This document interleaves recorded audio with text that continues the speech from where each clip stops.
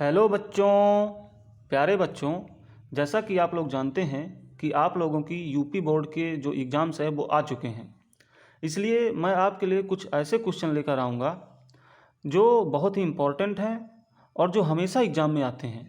बिल्कुल same to same कभी कभी रख दिए जाते हैं, और अगर सेम टू सेम नहीं रखे जाते तो उन पर थोड़ा बहुत डाटा चेंज करके, थोड़ा बहुत जो वैल्यू है वो चेंज करके सेम क्वेश्चन को रख दिया जाता है। और ये जो क्वेश्चन हैं ये लॉन्ग क्वेश्चन होंगे, यानी कि जो ज़्यादा नंबर के क्वेश्चन हैं, जो ज़्यादा नंबर के आते हैं। इसलिए ये क्वेश्चन आपके लिए बहुत इंपॉर्टेंट हैं। इनको बार बार प्रैक्टिस करके जाइएगा। ये अंतिम समय में जबकि एग्ज़ाम नज़दीक है तो इसलिए ये क्वेश्चन बहुत ही इंपॉर्टेंट हो जाते हैं। तो चलिए देखते हैं कि ये क्वेश्चन क्या हैं। आज मैंने जो क्वेश्चन लिया है वो आप यहाँ पर देखिए, मैंने यहाँ बना दिया है, आप स्क्रीन पर पढ़ भी सकते हैं। तो ये एक क्वेश्चन है। यहाँ पे पहले नंबर पे जो पूछा हुआ है तुल्यधारिता। दूसरे नंबर पे पूछा है प्रत्येक संधारित्र पर आवेश, इस पर आवेश, इस पर आवेश, इस पर आवेश और इस पर आवेश। हमें सभी पर आवेश बताना है, ये इसका मतलब है। और तीसरे नंबर पर पूछा है उसकी वोल्टता। आपके वहाँ पे क्वेश्चन किताब में लिखा है उसकी वोल्टता, यानी कि प्रत्येक पर वोल्टता। उसकी मतलब इसकी भी, इसकी भी, इसकी भी और इसकी भी, प्रत्येक पर। और वोल्टता का मतलब क्या होता है? विभवांतर। ये भी एक समझिए, यानी कि हमें इनके ये जो संधारित्र बने हुए हैं इनका विभवांतर भी हमें बताना है। तो चलिए अब इसको हमें सॉल्व करना है। तो चलिए पहले नंबर पे है तुल्यधारिता, तो हम पहले नंबर के लिए हम सॉल्व करते हैं तुल्यधारिता के लिए। तो यहाँ पर आप देख सकते हैं कि ये दोनों पहले क्या हैं, ये दोनों हैं श्रेणी क्रम में। तो ये दोनों श्रेणी क्रम में हैं। तो एक चीज़ आप जानते होंगे कि जो संधारित्र है वो होते हैं रजिस्टेंस। रजिस्टेंस मतलब प्रतिरोध। तो प्रतिरोध का उल्टा यहाँ पर काम होता है। जैसे प्रतिरोध में जो प्रतिरोध होते हैं वो सीधे जुड़ जाते हैं अगर वो श्रेणी क्रम में हों, लेकिन यहाँ अगर श्रेणी क्रम में है ना तो ये प्रतिरोध में जैसे समांतर क्रम में जुड़ते हैं वैसे यहाँ पर जोड़ना है। तो चलिए जोड़ लेते हैं। देखिए इन दोनों का क्या होगा, तुल्य। पहले इन दोनों का तुल्य निकालिए, तो ये हो जाएगा 1/200 प्लस 1/200। ऐसे निकालेंगे ना इन दोनों का तुल्य। यहाँ पर मैं लिख लेता हूँ सी इक्विवेलेंट। सी इक्विवेलेंट मतलब इन दोनों का तुल्य, इक्विवेलेंट मतलब तुल्य, इक्विवेलेंट, ठीक है। तो एक इन दोनों का जो तुल्य है अगर मैं सी इक्विवेलेंट मान लूँ तो ये इतना होगा। अब इसको अगर हम आगे सॉल्व करें तो क्या हो जाएगा, 200 और ऊपर आ गया 2। ठीक, अब इसको काट लेंगे तो 1/100। अब इसको पलट लेंगे, ऊपर कर लेंगे सी इक्विवेलेंट को, सी इक्विवेलेंट को हम ऊपर कर लिए, पलट लिए तो इसको भी पलट लिया, यानी कि 100। तो ये हो गया 100 पिको फैरेड। तो यहाँ पे इनका जो इन दोनों का जो इक्विवेलेंट आया वो 100 आया। अब देखिए इसका तो 100 आ गया, अब इसके साथ ये कैसे जुड़ेगा, समांतर क्रम में जुड़ेगा। देखिए मैं यहाँ पर बनाकर भी दिखा देता हूँ आपको। जैसे ये ऊपर वाला बन गया C1, ये ऊपर वाले की वैल्यू कितनी दी हुई है 100 पिको फैरेड, वो यहाँ पे रख लिया हमने। और इन दोनों को जोड़ के हमने एक बना लिया, इक्विवेलेंट कर लिया। तो यहाँ भी कितना आया 100, ये हो गया। अब यहाँ दो नहीं बनाएंगे, सिर्फ एक बनाएंगे, क्योंकि हमने इक्विवेलेंट यानी तुल्य निकाल लिया दोनों का। और यहाँ एक और दिया हुआ है 100 का, तो उसको भी 100 बना लेते हैं। नीचे जो C4 दिया है ना, ये वाला हमने यहाँ बना लिया। और यहाँ दी हुई है बैटरी। अब आप समझिए, अब इसके साथ ये समांतर क्रम में जुड़ेगा। ठीक, समांतर क्रम में जुड़ेगा। तो समांतर क्रम में जब संधारित्र को जोड़ेंगे तो ये सीधे ही जुड़ जाता है। जैसे वहाँ प्रतिरोध में क्या होता था कि समांतर क्रम में जब प्रतिरोध को जोड़ते थे तो ऐसे जुड़ता था, और श्रेणी क्रम में सीधे ही जुड़ जाता था। तो ये उसका उल्टा होता है प्रतिरोध का, इसलिए यहाँ समांतर क्रम में सीधे ही जोड़ लेंगे। तो जोड़ लीजिए 100 100 200, तो कुल मिला के इसको अब इसको जोड़ लेंगे तो 200 हो गया। तो कुल मिला के इतना अभी तुल्य कितना निकल के आएगा, इन दोनों का तुल्य निकल के आ जाएगा 200 पिको फैरेड। ठीक, अब इन दोनों की जगह सिर्फ एक बना लिया ये। अब यहाँ पे एक और बचा है 100, तो उसको भी यहाँ नीचे लिख देंगे और यहाँ बैटरी बीच में लगा लेंगे। अब देखिए यहाँ से चले, यहाँ तक चले, फिर यहाँ गए। इसको हमें क्या करना है, श्रेणी क्रम में जोड़ना है। तो श्रेणी क्रम में जोड़ने के लिए फिर वही विधि जो यहाँ पे लगाए थे। तो इन दोनों को श्रेणी क्रम में जोड़ें तो कैसे जोड़ेंगे, इन दोनों का अगर सी इक्विवेलेंट मैं मान लूँ कि सी इक्विवेलेंट इन दोनों का तुल्य है, तो क्या हो जाएगा यहाँ पे 1/200 प्लस 1/100। क्या यही करूँगा, बिल्कुल यही करूँगा। अब हम इसको लासा ले लेते हैं, तो 200 100 का लासा होगा 200। यहाँ ऊपर आ गया कितना 200 एक कम एक, और 200 एक कम एक, एक एक कम एक, और 100 दूनी 200, 2 एक कम 2, तो इस तरह से हो गया। तो 3/200। अब इसको हम सी इक्विवेलेंट को पलट लेंगे, ऊपर कर लेंगे तो इसको भी पलट लेंगे, तो 200/3। 200/3 पिको फैरेड, ये हो गई इसकी तुल्य धारिता। अभी तक ये इसका पहला आंसर हो गया, पहला सलूशन। दूसरा सलूशन क्या है, प्रत्येक पर आवेश यानी कि क्यू बताना है। क्यू के लिए जो फार्मूला हमें पता है वो होता है Q = CV। एक चीज़ आप समझ लीजिए, कुछ लोगों को ये लगता है कि ये जो V है ना, ये विभव है। ये विभव नहीं होता, ये होता है विभवांतर।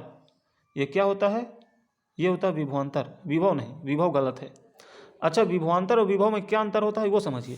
मान लीजिए कि मैंने कोई ये बना लिया, यहाँ पर ऐसा कोई वो बना लिया संधारित्र, और यहाँ पे कोई बैटरी लगी हुई है, यहाँ पे 10 वोल्ट, ऐसा मान लीजिए आप।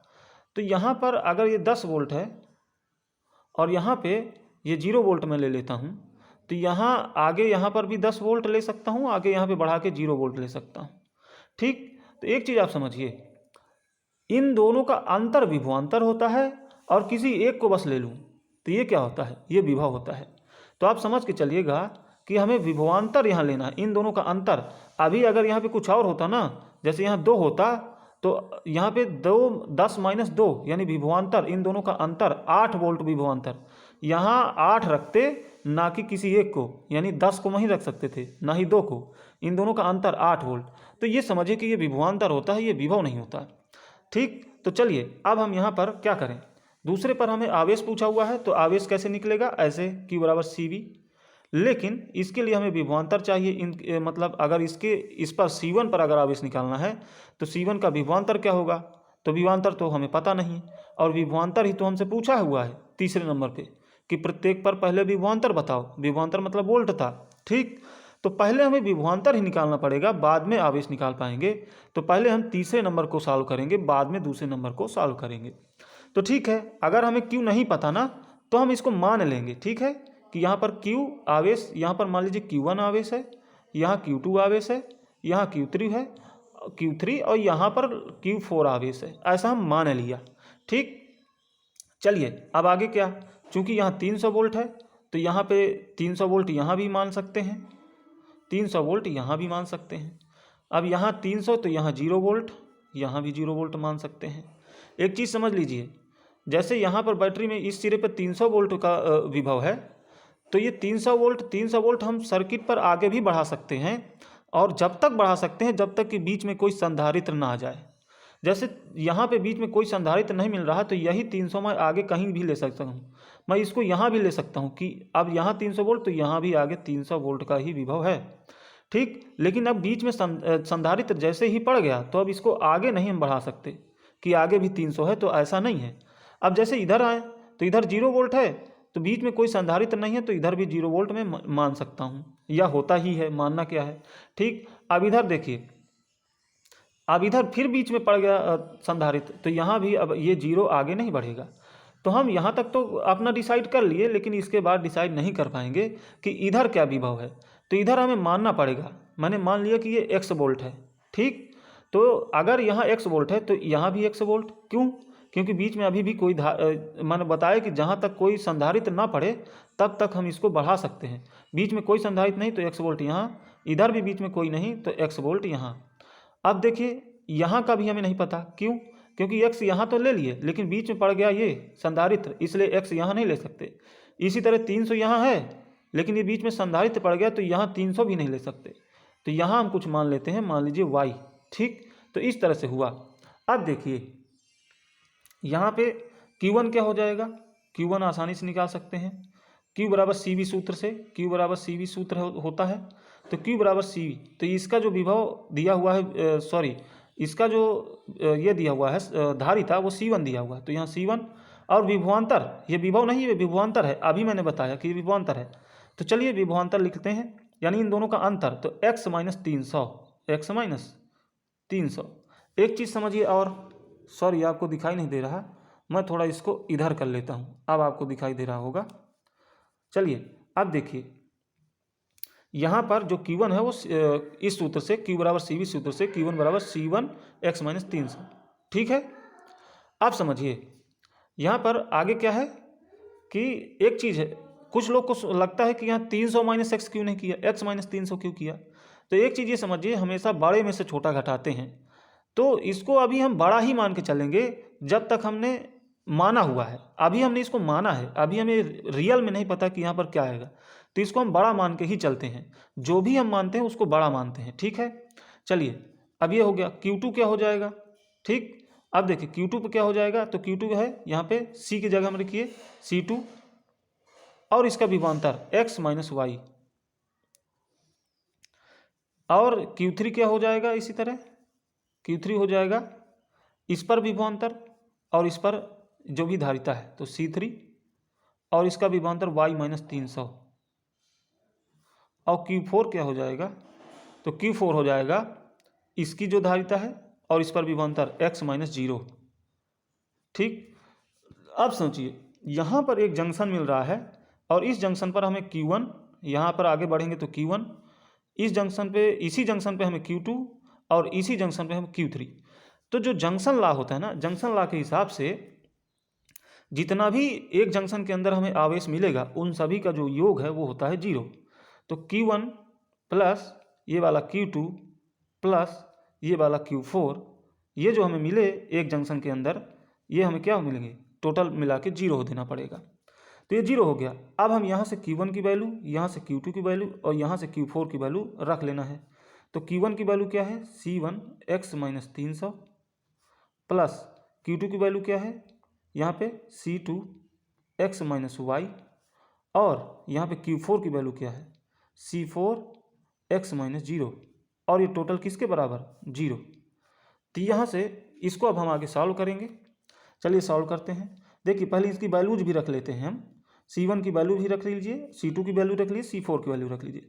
C1 की वैल्यू कितनी है, C1 की वैल्यू है 100 पिकोफैरेड, तो 100 रख लेते हैं, x माइनस 300 प्लस C2 की वैल्यू कितनी है, C2 कितना है 200, तो इसको 200 रख लीजिए, x माइनस वाई। C4 कितना है, C4 है 100 और x माइनस 0 बराबर 0, ठीक। और आगे इसको सॉल्व करिए। तो देखिए यहाँ पे 100 कॉमन ले सकता हूँ और 100 कॉमन जब ले लूँगा तो यहाँ अंदर क्या बचेगा, x minus 300 plus 2x minus y plus यहाँ से x माइनस 0, या 0 को हटा दें तो सिर्फ x, यहाँ पे x बचा। अब ये जो 100 है इधर चला जाएगा तो ये 0 हो जाएगा, ठीक। मैं इधर और कर लेता हूँ ताकि आपको स्पष्ट रूप से दिखाई दे। यहाँ पर ऐसे कर लेता हूँ, ठीक। यहाँ पे देखिए अब ये 100 इधर चला जाएगा तो इधर क्या हो जाएगा, बचेगा x माइनस 300 प्लस इसको मैं सीधा गुणा करके लिखता हूँ 2x minus 2y plus x बराबर 0। यहाँ पे आप ऐसा चिन्ह बनाइए क्योंकि यहाँ भी बराबर अच्छा नहीं लगता। अब ठीक है, ये चिन्ह हो गया। अब देखिए x plus 2x plus x यानी 4x, और ये जो माइनस माइनस के हैं इसको उधर ले जाओ यानी 2y प्लस 300। तो एक इक्वेशन हमें मिला ये। अब हम क्या करेंगे, दूसरा इक्वेशन भी बनाएंगे। अभी 2 इक्वेशन बनेंगे क्योंकि यहाँ x भी अननोन है और y भी अननोन है, और जितने अननोन होते हैं उतने ही इक्वेशन बनते हैं, ठीक। तो 2 अननोन तो 2 इक्वेशन हमें बनाना पड़ेगा, ठीक। चलिए दूसरा इक्वेशन कहाँ से बनाएंगे वो इधर देखिए, फिर चित्र को हम लाते हैं अपने पास, ये जो फिगर है उसको फिर हम लाते हैं अपने पास। देखिए अभी हमने एक जंक्शन, इस जंक्शन से होता हुआ आप जाएंगे अगर तो आपको एक आवेश ये मिला, इस जंक्शन से इसी जंक्शन से जाएंगे तो एक आवेश ये मिला Q2, और इसी जंक्शन से होते हुए जाएंगे तो एक आवेश आपको मिला Q4। तो इस जंक्शन को हमने अभी सॉल्व किया। एक जंक्शन पर जितने आवेश होते हैं उन सभी का योग कितना होता है, 0। आप देखिए एक और जंक्शन y के लिए भी हम निकालेंगे, माने हमें 2 जंक्शन और 2 इक्वेशन हमें मिलेंगे। देखिए दूसरा जंक्शन कहाँ मिलेगा, ये जो y है। अब देखिए एक जंक्शन पर कितने आवेश मिलेंगे, एक इधर का मिलेगा और एक इधर का मिलेगा। इसके बाद और इस जंक्शन में कोई आवेश नहीं मिलेगा क्योंकि ये जंक्शन यहीं से पूरा हो जा रहा है। एक ये प्लेट मिल रही है, एक ये प्लेट, 2 ही प्लेट आपको इस जंक्शन में मिल रही हैं। तो ठीक है, अब इस जंक्शन के लिए जब हम सॉल्व करेंगे तो हम कैसे सॉल्व करेंगे, चलिए इस जंक्शन के लिए सॉल्व करिए। यही चीज़ पहले करिए कि जो Q है अब क्या है, अब Q2 को कैसे लिखेंगे, जो Q2 है देखिए इस जंक्शन के लिए भी क्या है, इस पर Q2 और Q3 आवेश मिल रहे हैं, Q2 और Q3। अब मैंने बताया कि एक जंक्शन पर जितने आवेश मिलते हैं उन सभी को क्या लिखते हैं, उन सभी का योग होता है 0, तो इसको हम 0 कर लेंगे। इधर Q2 इधर Q3 मिला, इन दोनों का योग हो गया 0। अब इसके लिए जो Q2 है वो क्या लिखेंगे, यहाँ से ये वाला नहीं लिखेंगे। आप सोच रहे हैं कि ये वाला लिखेंगे, नहीं, यहाँ पर लिखेंगे तो ऐसे ही, लेकिन यहाँ पे पहले y को लिखेंगे फिर x को लिखेंगे। क्यों? क्योंकि जब हम किसी को सॉल्व करते हैं और यहाँ पे अब हम इसको सॉल्व करना शुरू कर रहे हैं, तो जैसे मैंने बताया कि जैसे मैंने इसको माना है तो x को बड़ा मान के चल रहा हूँ। अब हम इसको जब सॉल्व करेंगे तो अब हम इसको, जब हम सोचें हैं कि अब हम इसको सॉल्व कर रहे हैं तो अब इसको वरीयता देंगे, जिसको हम सॉल्व करेंगे इसी को वरीयता देते हैं। अब इसको सॉल्व करेंगे तो y को बड़ा मानेंगे x से, तो बड़े में से छोटा घटाना है, यानी y में से x आपको करना होगा। तो ठीक है, यहाँ पे रखते हैं C2 इसके जगह में, Q2 की जगह हम क्या रखते हैं C2y minus x plus Q3, ऐसे इसमें कर लेना है, जैसे यहाँ y में से ही घटाया है 300, इसलिए ये तो ठीक ही है, इसको ऐसे ही लिख लीजिए, इनका योग हो गया 0। ठीक, अब हम इसका क्या कर लेंगे, मान रख लेंगे। C2 क्या है, C2 है आपके पास 200 y minus x plus C3 क्या है, ये भी 200 है और y माइनस 300। यहाँ भी ऐसा चिन्ह बनाइए आप, क्योंकि इधर भी बराबर इधर भी बराबर ठीक नहीं है। ठीक, ये हो गया। अब हम इसको सॉल्व करेंगे तो क्या होगा, ये जो 200 है और इधर जो 200 है ये आ जाएगा कामन, और कामन करके ले जाऊंगा इधर 0, तो कुल मिला के 200 चला गया। अब 200 को लेने की जरूरत नहीं है, तो ये हो गया y minus x plus y minus 300, इतना बचा। अब क्या होगा, y 2y और ये x इधर और प्लस 300 इधर। ठीक है, तो एक इक्वेशन ये मिल गया आपको, यहाँ दो इक्वेशन मिल गए। अब इन दोनों इक्वेशन को सॉल्व करके x और y की वैल्यू निकल जाएगी। तो चलिए सॉल्व करते हैं। पहले इक्वेशन में ये 2y की वैल्यू मैं लिख लेता हूँ, ये 2y है ना, इस 2y की जगह में 2y की वैल्यू कितनी है, x प्लस 300, तो यहाँ रख लेते हैं आगे, तो 4x हो जाएगा। 2y की जगह में लिख लिया मैंने x प्लस 300 और प्लस ये ऊपर वाला ये जो 300 और है, तो ये इधर क्या हो गया, ये इधर x माइनस में आएगा तो इधर बचेगा 3x, 300 हो जाएगा 600, तो यहाँ जो x हो जाएगा 3 दूना 6, यानी 200 वोल्ट। तो x हो गया 200 वोल्ट। अब x 200 वोल्ट तो y कितना हो जाएगा, यहाँ पर रखिए 200। ठीक, ये हो गया 200। अब ये 200 300 जोड़ के 500 हो गया। 500 में अभी 2 का भाग भी देंगे, क्योंकि ये 2 भाग में जाएगा, तो y जो हो जाएगा वो हो जाएगा 500 भागे 2 यानी 250 वोल्ट। तो हो गया 250 वोल्ट। तो चलिए अब यहाँ पे हम लिख लेते हैं अपने क्वेश्चन में जो भी हमने निकाला। ये हो गया 200 वोल्ट, ये भी हो जाएगा 200 वोल्ट, ये भी हो जाएगा 200 वोल्ट, ये मिला है 250 वोल्ट। तो देखिए अब हम तीसरा क्वेश्चन आराम से सॉल्व कर पाएंगे। उन्होंने पूछा है विभवांतर यानी वोल्टता, तो विभवांतर माने करिए, अंतर करिए, विभवांतर माने अंतर, तो करिए 300 माइनस 200, यानी इसका जो विभवांतर आया 300 माइनस 200 यानी 100, कितना आया। C1 पर जो विभवांतर मैंने यहाँ पर लिख देता हूँ, दूसरे क्वेश्चन के लिए जो हल है, C1 पर जो विभवांतर है वह है 100 वोल्ट। C2 पर क्या विभवांतर है, C2 पर जो विभवांतर है वो कितना है, C2 पर जो विभवांतर आपको मिलेगा 250 माइनस 200, हमेशा बड़े में से छोटा घटाते हैं, तो बड़ा यहाँ पे 300 था, यहाँ 200 छोटा है, तो 300 माइनस 200 यानी 100 वोल्ट। यहाँ 250 बड़ा है 200 से, तो 250 में से 200 घटाओ तो कितना आया 50 वोल्ट। इस पर 50 वोल्ट का विभवांतर। C3 पर कितना है, C3 पर कितना, 300 माइनस 250, बड़े में से छोटा घटाइएगा, 300 माइनस 250 यानी यहाँ भी 50 वोल्ट। और C4 पर 200 माइनस 0 यानी 200, तो C4 पर जो विभवांतर होगा वो होगा 200 वोल्ट। तो ये हो गया दूसरे क्वेश्चन का सलूशन। और तीसरे क्वेश्चन का जो सलूशन होगा उसको कैसे निकालेंगे, सॉरी तीसरे क्वेश्चन का सलूशन तो ये था, दूसरे क्वेश्चन का सलूशन हमें निकालना है।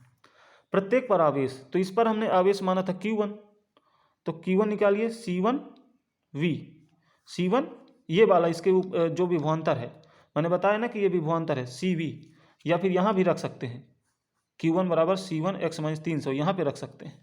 तो मैं यहाँ अलग से कर लेता हूँ, मैं सीधे ये वैल्यू निकालता हूँ। Q1 बराबर C कितना है 100 पिकोफैरेड गुणे जो वोल्टेज हो जाएगा वो आएगा 100। वोल्टेज कितना आया 300 माइनस 200 यानी 100। यहाँ पे वोल्टेज ही लिखते हैं, वोल्टेज मैंने विभवांतर, ठीक, मैं बार बार बता चुका हूँ।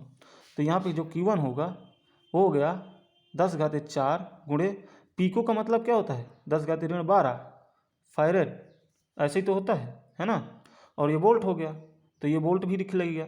अच्छा, फैरेड और वोल्ट को हम लिख लेते हैं, कूलम में भी लिख लेते हैं। फैरेड और वोल्ट का इंटू कितना होता है? कूलम, क्योंकि ये यूनिट भी चार्ज की कूलम ही होती है, ये आपको पता ही है। ठीक है, तो ये 10⁻8 बचा कूलम, ये हो गया Q1। ठीक, अब इस तरह से Q2 आप निकाल लीजिए। Q2 में कितना आया? 200 पिको फैरेड गुणे वोल्टेज इसका कितना है? 50 आया ना इन दोनों का अंतर। 250 माइनस 200 कितना? 50, तो यहाँ पे 50। ठीक, तो Q2 हो जाएगा 50, यानी 5 दूनी 10, और ये हो गया 10,000 को मिला के। और पीको का मतलब होता है 10⁻12 कूलम। तो बच गया 10⁻8, ये भी बच गया 10⁻8, ये भी बच गया। सही से सॉल्व करिएगा, क्योंकि गलत नहीं करिएगा कैलकुलेशन। तो ठीक है, अब Q3 क्या हो जाएगा? Q3 भी इतना ही हो जाएगा, है ना? Q3 भी इतना ही हो जाएगा 10⁻8। और Q4 क्या होगा? Q4 क्या होगा देखिए, इस पर Q4 में रखिए, यहाँ पे 100 इंटू, अच्छा 100, और पीको को भी यहीं लिख लीजिए 10⁻12, और जो वोल्टेज है वो 200 आया है, तो यहाँ 200 आया, तो ये हो गया कुल मिला के 2 गुणे 10⁻8 कूलम, ये Q4 की वैल्यू आई। तो इस तरह से ये रहा आपका सलूशन। बहुत ही शानदार क्वेश्चन था, और बहुत ही आसान क्वेश्चन मैं कहूँगा इसको, क्योंकि ये जो मेथड है मैंने आपको बताया है, अगर इसको बार बार आप ट्राई करेंगे तो ये बहुत ही आसान पड़ेगा आपको। बहुत ही इंपॉर्टेंट क्वेश्चन है, और ऐसा ही क्वेश्चन मैं आपके लिए लेकर आता रहूँगा, इसलिए इस चैनल को सब्सक्राइब ज़रूर करना।